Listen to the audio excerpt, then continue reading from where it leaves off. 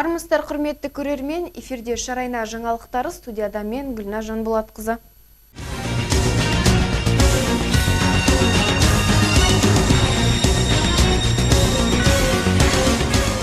21 мамыр күні Қозбағарова 22 мекен жайындағы диаметрі 600 мм су құбырындағы авариялық жағдайға байланысты кешкі сағат 8-ден бастап смычка су қабығы уақытша өшірілді және қаланың оң жақ жағалауында уақытша сумен жабдықтау тоқтатылды.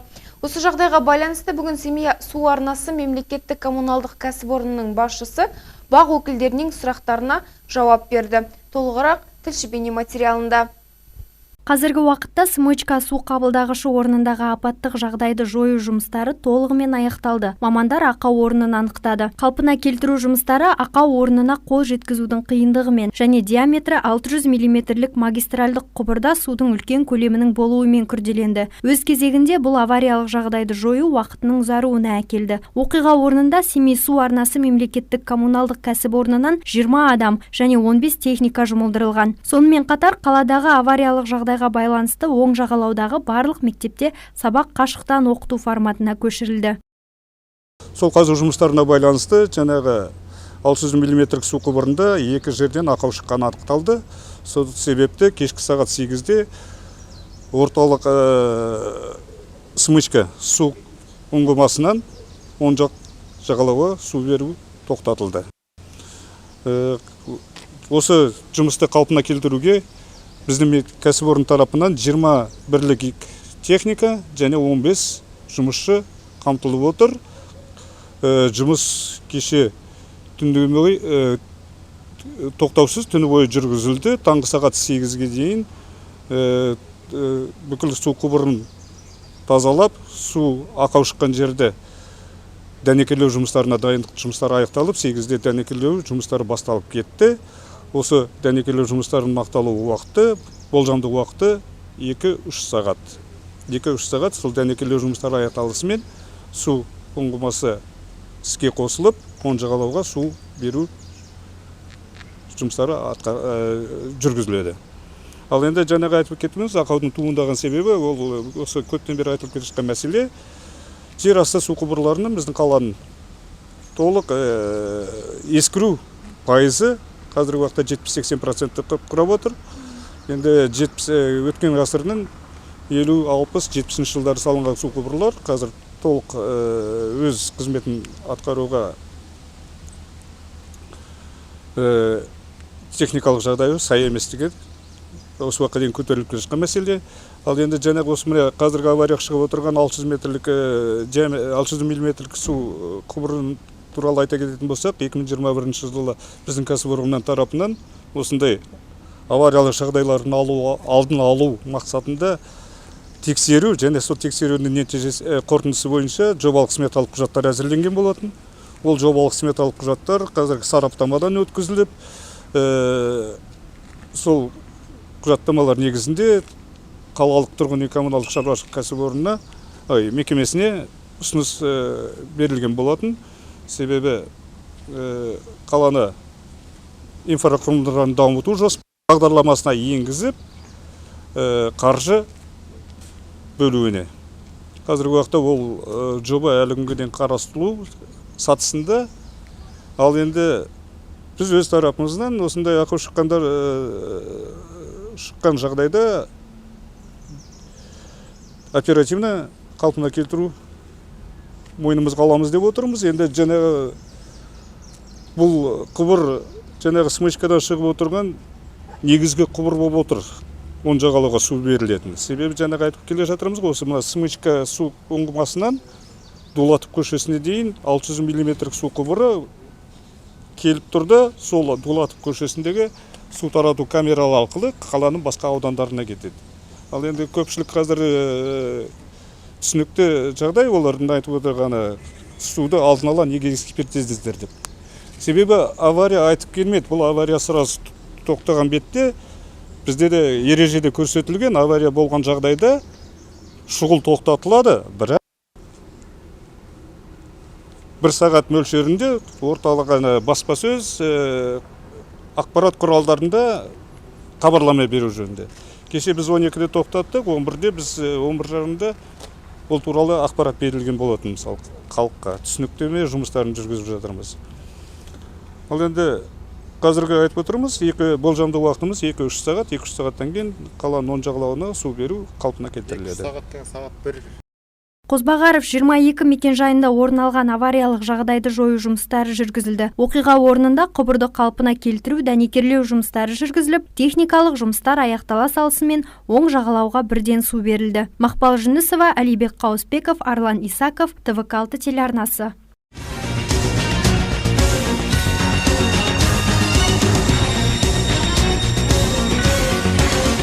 Қазақстан Республикасы Қорғаныс министрлігінің 54-835 әскери бөлімі Республикалық мемлекеттік мекемесінің 80 жылдық мерейтойы Абай театрында аталып өтті. Шараға қоғам қайраткерлері, ветерандар және де 54-835 әскери бөлімінің қызметкерлері қатысты. Толығырақ келесі бейнематериалда. Әскери бөлім әскери міндеттерді орындататын немесе бейбітшілік кезінде әскерлер құрамын үйретіп, дайындайтын қарулы күштердің әрбір түрінде тактикалық жеке тапсырмаларды іске асыратын ұйымдасқан бөлім. Әскери бөлімнің жауынгерлік туы, жауынгерлік абырой, ерлік пен даңқ нышаны болып табылады және әрбір әскери қызметшіге отанымыздың ерлік дәстүрлері мен оны қорғау жөніндегі қасиетті борышын еске салу үшін қызмет етеді. Шара барысында 54-835 әскери бөлімі туралы материал көрсетілді. Өздеріңіз көріп отырғандай бүгінгі таңда мына өзіміздің ұлы атамыз Абай елінің туған жерінде 54-835 әскери бөлімінде 80 жылдық мерейтойын атап өтіп жатырмыз. Бұл әскери бөлімнің тарихы өте теңіз. Өткені совет өкіметі кезінде құрылған әскери бөлім бүгінгі уақытта әскери өз күштерін әскери бөлімнің ішінде ең үлкен қарт болып есептеледі. Сондықтан әскери бөлімінде болып жатқан іс-шаралар тек қана 80 жылдықты атап өту емес, алдымызда жүрген келе жатқан болашақтарымызға үлгі болсын деп, отан қорғау деген ол үлкен іс. Сол мазмұнмен бүгінгі таңда соны тойлағай жатырмыз. Мұқым Абай өңірін, әскери бөлім қызметшілерін өз атымнан және әскери әуе күштер қолбасшысының атынан тек қана зор денсаулық, 80 жыл деген адам ғұмыры бойынша үлкен жас, енді әскери бөлім үшін орташа жас деп ойлаймын, 100 жылдық болсын, 150, 500 жыл, 1000 жылдық болсын, тек қана әскерлеріміз, әскери қызметшілеріміз елдің тәуелсіздігін қорғау үшін жұмысымызды алға басып атқара береміз. Іс-шара Жеңіс саябағында 80 жылдық мерейтойға байланысты гүл шоқтарын қою рәсімімен басталып, концерттік бағдарламамен жалғасты. Семей қаласының 54-835 әскери бөлімінде қызмет еткен және қызмет етіп жатқан отан қорғаушыларымызды бөлімнің құрылғанына 80 жыл толуымен құттықтаймыз.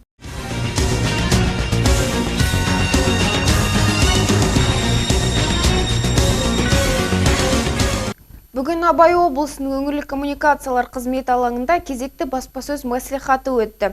Конференцияда жас проект жобасының қорытындысы туралы сөз қозғалды. 2024 жылы Абай облысында жас проект жобасы жүзеге асырылмақ. Жоба аясында Абай облысы бойынша 131 өтінім келіп түскен. Жас проект жобасы туралы ақпараттар 20 ақпаннан бастап беріліп, 25 наурыз бен 25 сәуір аралығында өтінім қабылдау өткен болатын. Өтінімдерді іріктеу екі кезеңнен тұрды. Бірінші кезеңде қатысушылардың құжаттарының жоба талаптарына сәйкес келуі, ал екінші кезеңде жобаның өзектілігі мен әлеуметтік маңыздылығына қарай үздік жоба иелері анықталды. Көрмеген едік, биылғы жылы жас проект жобасына қатысқан жастардың саны 10 есе артып отыр. Егерде былтырғы жылы тек қана 22 өтініш қана келіп түссе, биылғы жылы 131 өтініш келіп түсті. Және де енді биылғы жылы да сол жобаны Алматы облысының ұйымдастыруымен бізге келіп отыр. Және де біз сол жобаны осы өңірде Абай облысында жоба координаторы және жоба менторы болып осы өңірде өткізіп жатырмыз. Енді биылғы жылдың басынан бастап дәл сол былтырғыдай 1 миллион теңге бір жеңімпазға 8 грант егерін анықтаған болатынбыз. Біздің мамандар жалпы осы жас прожектпен жақсы нәтиже көрсетіп жүрген жастарымыз барлығы әкімдік тарапынан болсын, аудандарда біздің жастар ресурстық орталығының мамандары болсын, ауылдық өңірлерге дейін өлкелердің барлығына жеткізген болатын. Және де әрбір ауданнан біздің жастарымыз қатысқан болатын. Және де бұл негізгі жас прожект жобасының ең негізгі атап өтетіні бұл жобаның қатысушылары және де өздерінің ойлап тапқан жобаларының әлеуметтік маңызы болу керек, және де ол жоба тұрақты түрде жүзеге асу керек. Соны біздің мамандар өңірдегі барлық жаңағы жастарға түсіндірді деп ойлаймын. Соның нәтижесінде енді 131 өтініш келіп түсті. Жас Project жобасы биыл облысымызда екінші рет ұйымдастырылып отыр. Айта кетейік, жобаға 18 бен 35 жас аралығындағы НИТ санатындағы жастар, балалар үйінің түлектері мен мүмкіндігі шектеулі жастар қатысуға құқылы. Жоба қорытындысына сәйкес 8 жоба үздік деп танылды. Осы орайда облыс бойынша жалпы құны 8 миллион теңгені құрайтын 8 грант бөлінді. Что касается критериев, по каким критериям? Жоба талаптарына тоқталатын болсақ, біріншіден жобаның әлеуметтік маңыздылығына баса мән бердік. Яғни жобаның қоғамға пайдасы болуы керек. Екіншіден нақты нәтиже болуы керек. Үшінші талап жобаның тұрақтылығы. Өйткені жобаны қаржыландыру аяқталуы мүмкін, бірақ кез келген жағдайда жоба жұмысын жалғастыруы керек. Төртіншіден жоспардың анықтығы мен ұтымдылығы маңызды. Ал соңғы талап жоба бюджетінің орынды жұмсалуы. Далее, четвертый критерий – это четкость и рациональность плана. Жобалар әлеуметтік маңыздылық, нәтижеге қол жеткізу, бюджеттің оңды жұмсалуы сияқты талаптар бойынша 5 балдық ұпаймен бағаланды. Байқау комиссиясының құрамына жастар саясаты, ішкі саясат, қоғамдық даму мәселелері жөніндегі басқармалардың, жастар ресурстық орталықтарының және тиісті өңірдің жергілікті үкіметтік емес ұйымдарының өкілдері кірді.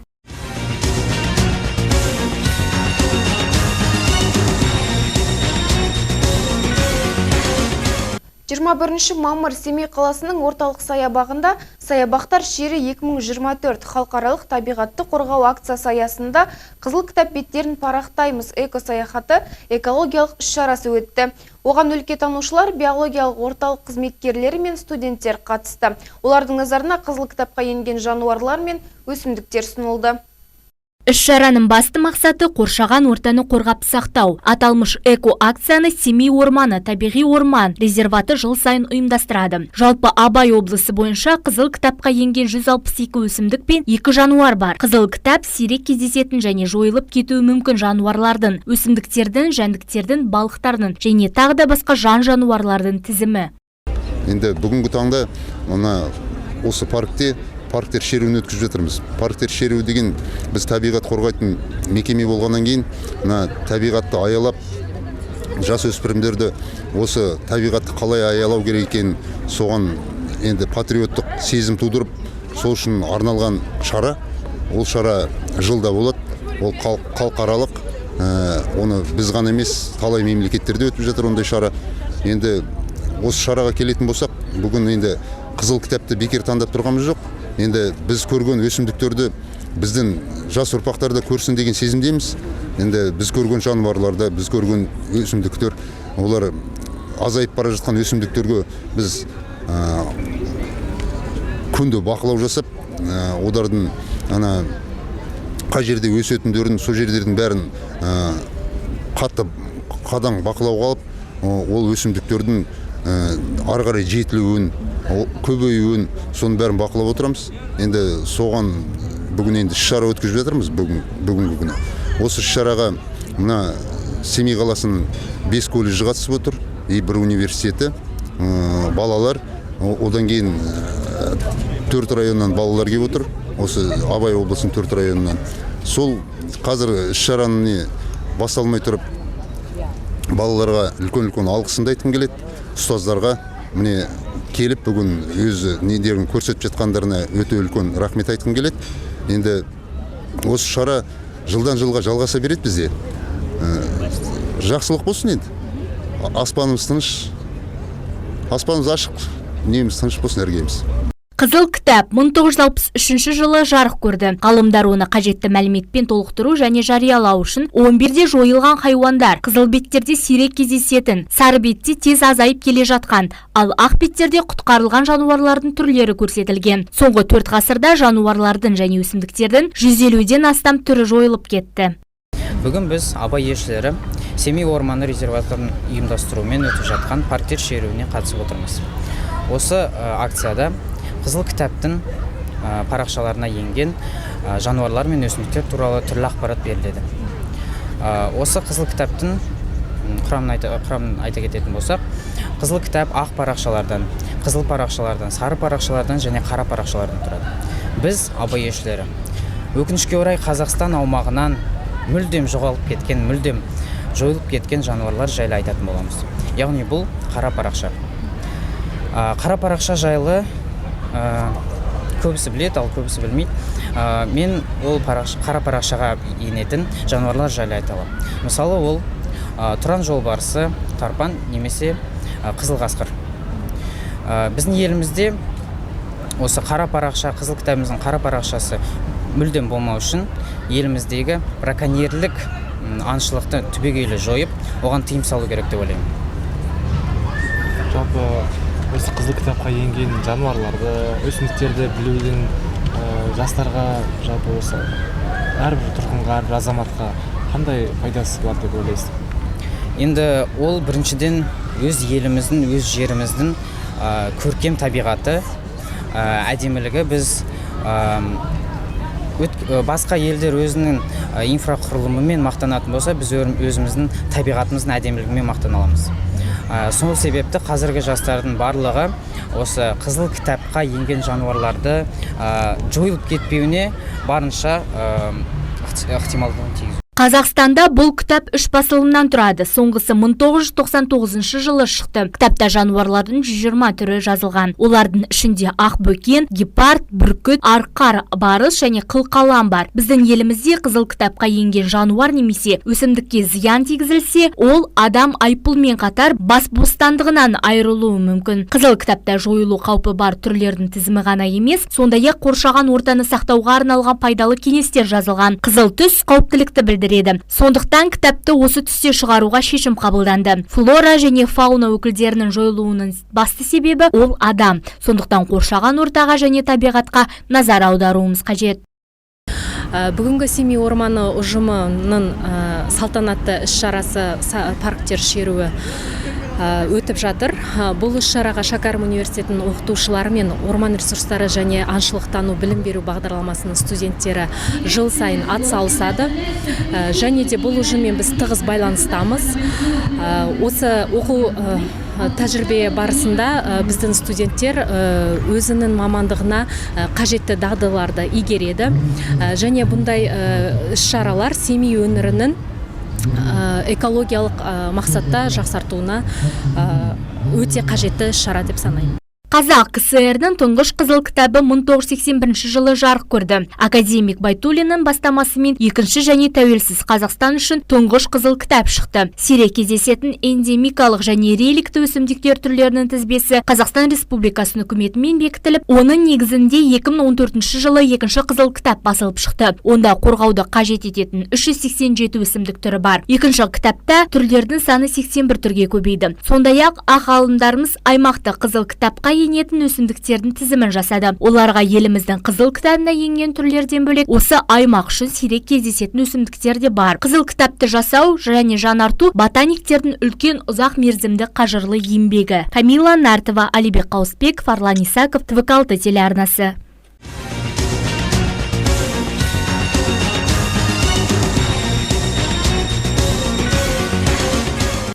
Бүгінге жаңалықтар осы, келесі жүздескенше аман сау болыңыздар.